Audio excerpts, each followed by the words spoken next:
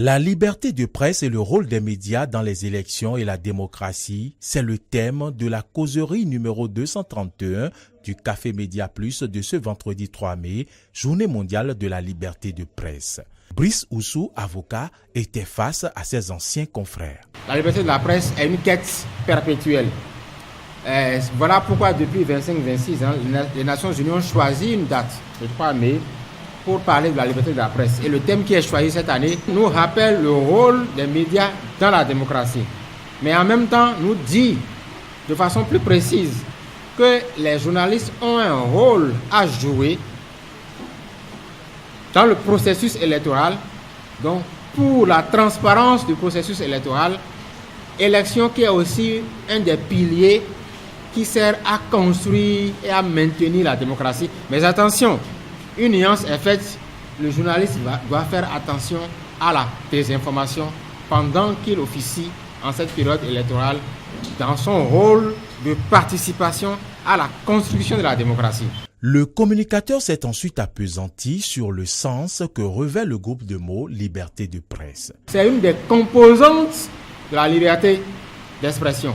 Liberté d'expression qui est une des formes de la liberté de façon générale, la liberté étant un des droits fondamentaux de la personne humaine. Donc vous voyez, il y a la notion de liberté au départ. Droits fondamentaux, liberté d'expression et liberté de la presse. Liberté d'expression signifie que tout individu a droit à la liberté d'opinion et d'expression, ce qui signifie le droit de ne pas être inquiété pour ses opinions et celui de chercher, de recevoir, de répondre sans considération de frontières, les informations et les idées par quelque moyen d'expression que ce soit.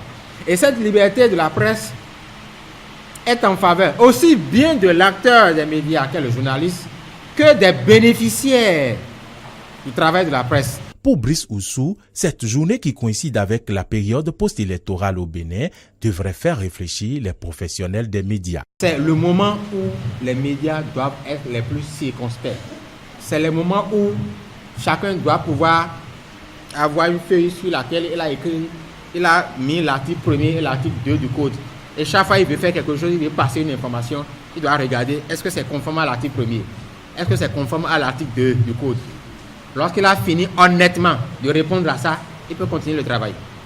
Mais lorsqu'il sent qu'il y a un couac, il s'arrête et revoit avant de continuer. Sakiat Latundi, présidente intérimaire de l'Union des professionnels des médias du Bénin, présente à ce rendez-vous d'échange, a exhorté ses confrères à plus de professionnalisme. Si le professionnel sort du cadre professionnel et que l'information qu'il donne est relayée sur les réseaux sociaux par exemple, plus en qualité de journaliste parce que c'est peut-être sur sa page personnelle, c'est sur les réseaux sociaux, ça pose un problème. On ne peut plus lui garder l'étiquette ou la casquette de professionnel de médias à ce moment-là. C'est ce qui fait qu'à un moment donné, les dispositions du code du numérique interviennent. Donc, ça ne veut pas dire que parce qu'on est professionnel, qu'on doit diffuser une information, donner une information, on ne va pas utiliser ces canaux de diffusion. Mais si on doit faire recours à ces canaux de diffusion, c'est qu'il faut faire l'effort de rester toujours professionnel pour que les associations puissent dire c'est un professionnel des médias et en fonction de ça, lui porter l'assistance et le soutien nécessaire